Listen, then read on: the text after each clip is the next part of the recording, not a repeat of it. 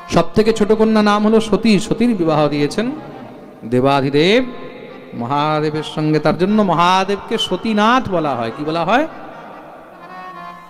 দেখুন, মহাদেবকে মেয়ে বিয়ে তো দিয়েছে, কিন্তু মহাদেবকে এক চোখেও দেখতে পারে না। শ্বশুর মশাই সবসময় মহাদেবকে নিন্দা করে, গালি দেয়। একবার বিশাল বড় যজ্ঞের আয়োজন করেছেন, বার্হস্পত্য যজ্ঞ, সেখানে সবাইকে ডেকেছে, কিন্তু সেখানে মহাদেবকে নিমন্ত্রণ করেনি।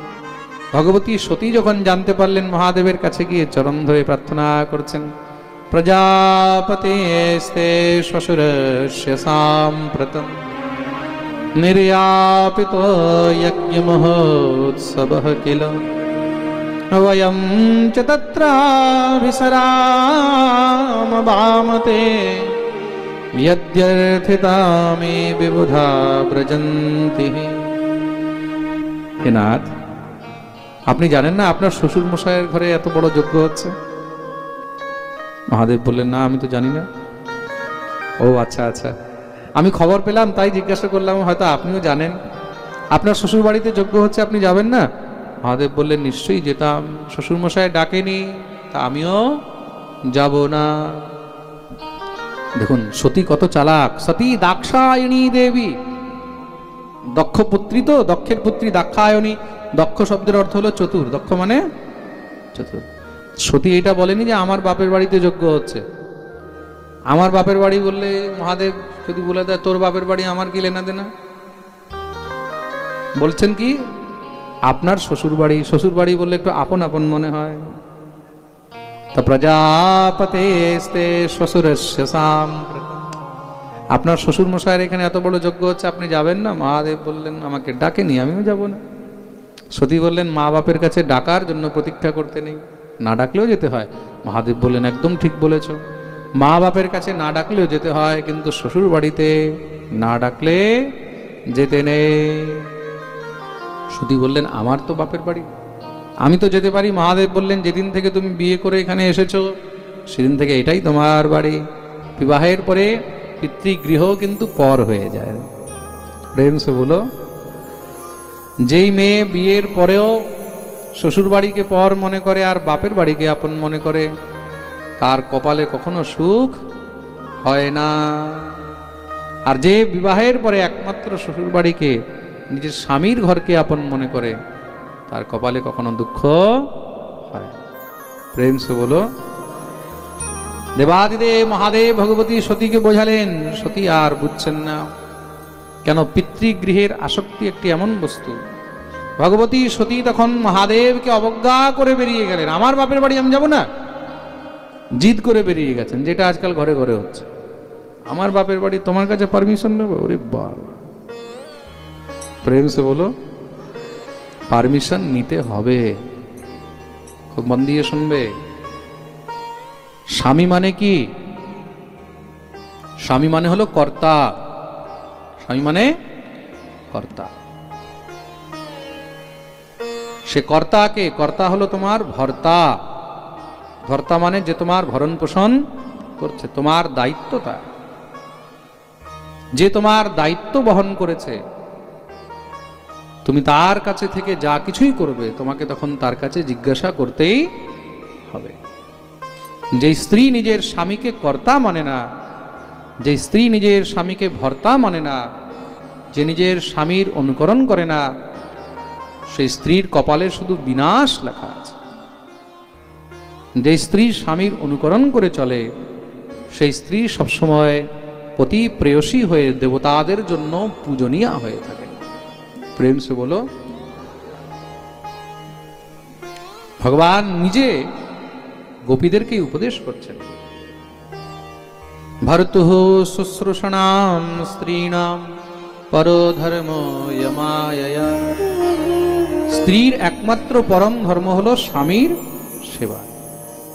স্বামীর সেবা করতে গিয়ে যদি ভগবত সেবাও না হয়, ঠাকুর সেবাও যদি বঞ্চিত হয়ে যায়, দেবতাদের সেবাও যদি বঞ্চিত হয়ে যায়, তাতেও কিন্তু কোনো দোষ হয় না। খুব মন দিয়ে শুনবে। ভর্তুঃ শুশ্রূষণাম স্ত্রীণাম, স্ত্রীর পরম ধর্ম হলো স্বামীর সেবা। যে স্ত্রী একনিষ্ঠ হয়ে স্বামীর সেবা করে থাকেন, দেবতারা পর্যন্ত সেই স্ত্রীকে বন্দন করে। ভগবতী অনসূয়া, অনসূয়া কে? অনসূয়া হলেন সমস্ত সতীদের মধ্যে শ্রেষ্ঠ, তাই তো? অনসূয়াকে শ্রেষ্ঠ সতী বলা হয়েছে। ভগবতী অনসূয়ার স্বামী হলেন অত্রি মহারাজ, অত্রি মুনি। ভগবতী সীতা যখন বনবাসের মধ্যে অত্রি ঋষির আশ্রমে গেছেন, অনসূয়ার চরণে বসেছেন, মা ভগবতী অনসূয়ার কাছে প্রার্থনা করছেন, হে মা, আপনি তো পরম সতী, আপনার সামনে ত্রিদেব, ত্রিদেব মানে ব্রহ্মা বিষ্ণু মহেশ্বর ছোট ছোট শিশু হয়ে গেছিল, তা এক সতী নারীর লক্ষণ কি? কৃপা করে আপনি আমাকে উপদেশ করুন। ভগবতী অনসূয়া তখন সীতাকে উপদেশ করছেন। কাকে? বলো, সীতাকে। মা জগজ্জননী সীতা, সীতাকে উপদেশ করছেন অনসূয়া। বিচার করে দেখুন, এক পতিব্রতা নারীর কত মহিমা। অনসূয়া সীতাকে উপদেশ করছেন। কি উপদেশ করছেন? প্রথম শব্দ বললেন, সীতা, স্ত্রীর প্রথম কর্তব্য হলো একমাত্র স্বামীর সেবা। আমি কোনো দেব পূজা, ইষ্ট পূজা, আমি কোনো নানা দেবদেবীর উপাসনা এগুলো করার সময় পাই না। কেন? সবসময় স্বামীর সেবার মধ্যে ব্যস্ত হয়ে থাকি। আর সেই স্বামী সেবার ফলেই ব্রহ্মা বিষ্ণু মহেশ্বর এসে আমার ঘরে সন্তান হয়েছেন, বাচ্চা হয়ে জন্ম নিয়েছেন। প্রেম সে বলো। ভগবতী সতী জিদ করে চলে গেলেন বাপের বাড়ি। মহাদেব পিছনে পিছনে নন্দী শৃঙ্গি ভিঙ্গি সবাইকে পাঠিয়েছেন, যাও যাও দেখো আবার কোনো অঘটন না করে নেয়। পিতার যজ্ঞ মহোৎসবে গিয়ে সেখানে যজ্ঞ ভগবানকে প্রণাম করলেন। মা ভগবতী প্রসূতি সতীর কাছে এসেছেন, খুব ভালো করেছিস বেটি, এসেছিস, চল চল ঘরে চল। না না মা, আমি ঘরে যাওয়ার জন্য আসিনি, তোমাদের জামাইকে আমি আদেশ না নিয়ে চলে এসেছি, শুধু আমি যজ্ঞ দর্শন ঘরে ফিরে যাব। এই বলে যজ্ঞ দর্শন করে চারদিকে তাকাচ্ছেন, দেখছেন সবার জন্য আসন রয়েছে, সব দেবতাদের জন্য আসন রয়েছে, কিন্তু সেখানে দেবাদিদেব মহাদেবের জন্য কোনো স্থান নেই। যখনই মহাদেবের জন্য কোনো স্থান দেখেননি, ক্রুদ্ধ হয়ে গেলেন, রাগ উঠে গেল পিতার উপরে। নয়স্য লোকেস্যতি সায়ন প্রিয়ঃ তথা প্রিয় দেহ ভৃতাম প্রিয়াত্মনঃ তস্মিन् সমস্তাত্মনি মুক্ত বৈরকে ঋতে ভবন্তম কতম প্রতীপয়।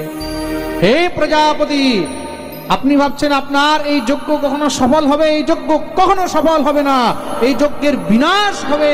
যেই যজ্ঞে মহাদেবের জন্য কোনো স্থান নেই, সেই যজ্ঞের কোনো ফল কখনো হতে পারে না। যখনই বলেছেন, সঙ্গে সঙ্গে দক্ষ ক্রুদ্ধ হয়ে গেলেন। তুই কে? আমি তো ভুলে গেছি যে আমার কোনো মেয়ে আছে, তুই আবার কেন এখানে আসলি? সতী বললেন, ওহো, এত ঘৃণা আমার স্বামীকে?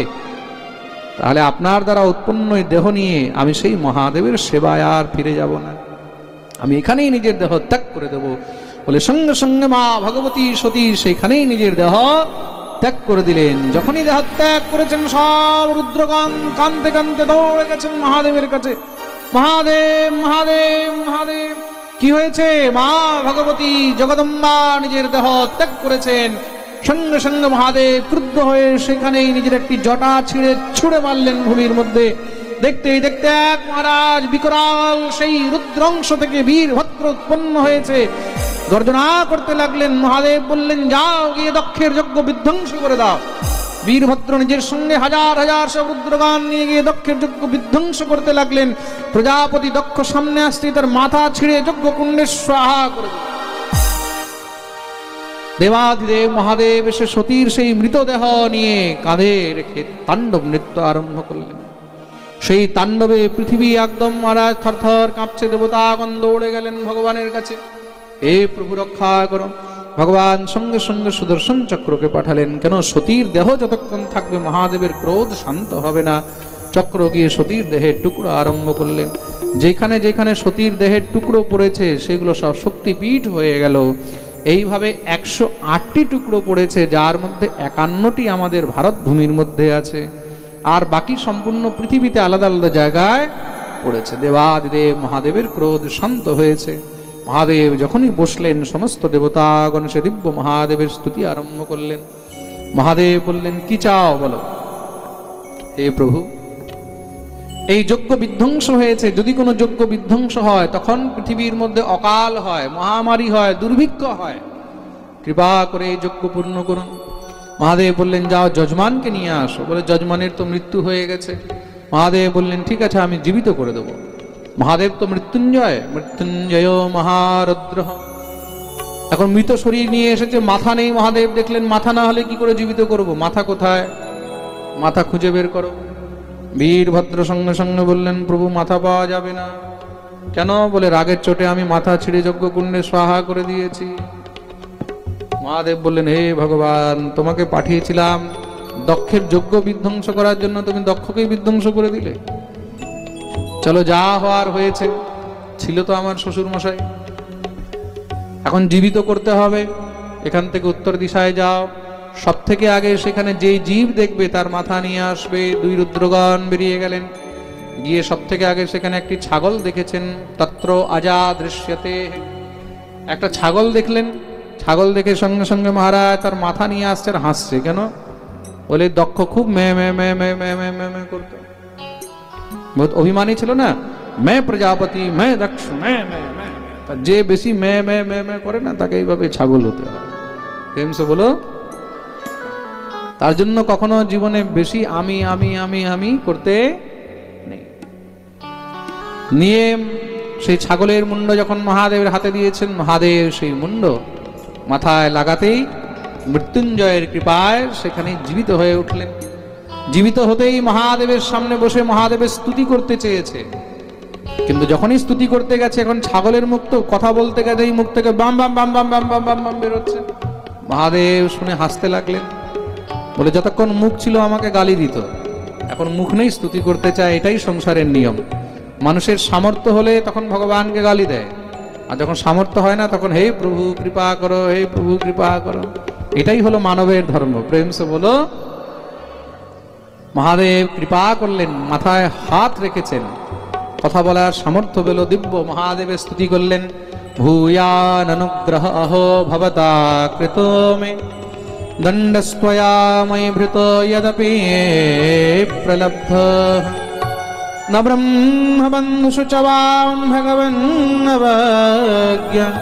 তভ্যম হরেশ্চ কুতৈব ধৃতব্রতেষু। দিব্য মহাদেবের স্তুতি করেছেন।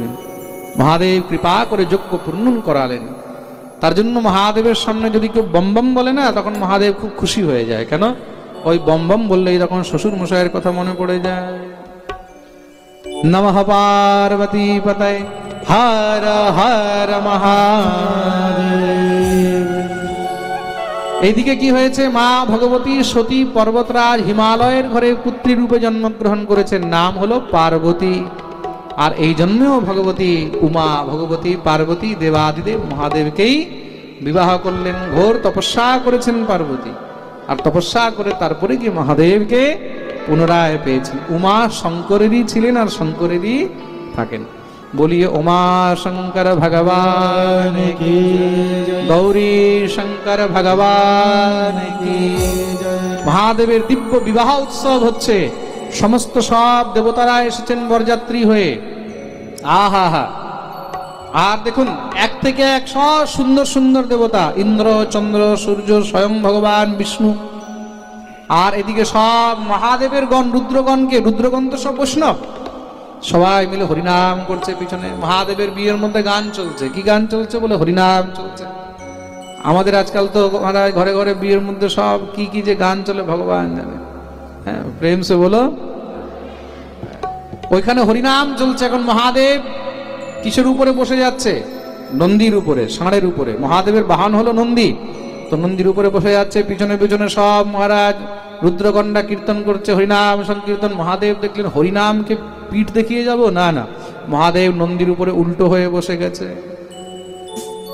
লেজের দিকে মুখ করে মহাদেব বসেছে, আর এদিকে সবাই মিলে মহারাজ কীর্তন করছেন, মহাদেব নৃত্য করছেন। আহা, তাহলে আমরা কি করে থাকি? সবাই মিলে মহাদেবের বিবাহের আনন্দ করছে। কি বলছেন?